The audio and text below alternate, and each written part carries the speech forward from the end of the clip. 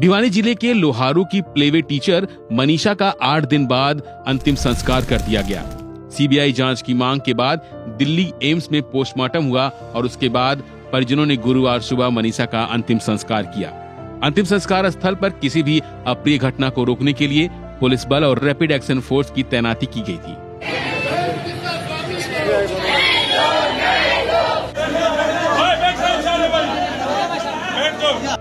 शव यात्रा के मार्ग को साफ करने के लिए बाकायदा जेसीबी मशीनों का इस्तेमाल किया गया। इस दौरान प्रशासन की तरफ से कई वरिष्ठ अधिकारी भी मौजूद रहे। इस मौके पर लोहारू एसडीएम मनोज कुमार दलाल ने कहा कि मनीषा का अंतिम संस्कार आज पूरा हो गया और अब सीबीआई दोषियों के खिलाफ कार्रवाई करेगी। वहीं परिवार की इच्छा के बारे में बताते हुए एसडीएम ने कहा कि परिवार लगातार बेटी के लिए इंसाफ की मांग करता रहा। मनीषा की मृत्यु के मामले में इसमें ताज़ा अपडेट तो ये है कि हमने उनको आज अश्रुपूर्ण विदाई दे दी है। उनका अंतिम संस्कार हजारों लोगों की भीड़ में कर दिया गया है, सभी के साथ ही संवेदनाओं के साथ।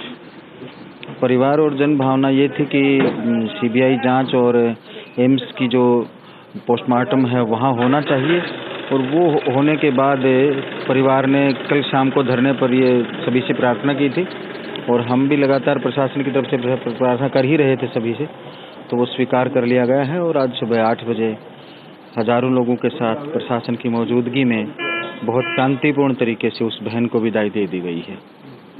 परिवार ने क्या कोई और मांग भी आप लोग? परिवार ने सिर्फ एक बात हमसे बार बार कही है। जब हम वहाँ अंतिम संस्कार पे मौजूद थे तो परिवार की तरफ से बात यही थी कि उन्हें और कुछ नहीं चाहिए, बेटी को न्याय चाहिए, और उस बेटी को न्याय के लिए सरकार ने सबसे बड़ी एजेंसी को ये जांच सौंप दी है।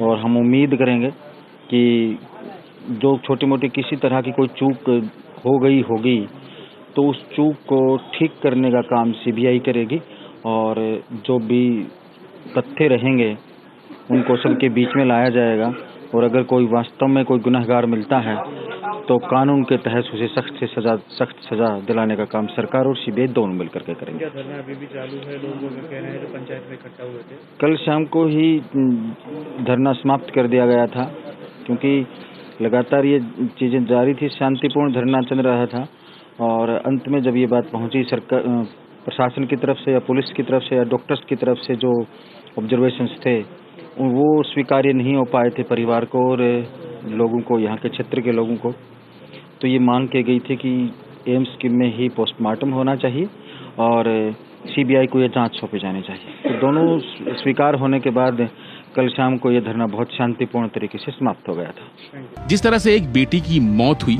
उसे देखकर हर कोई हैरान है, और अब सबको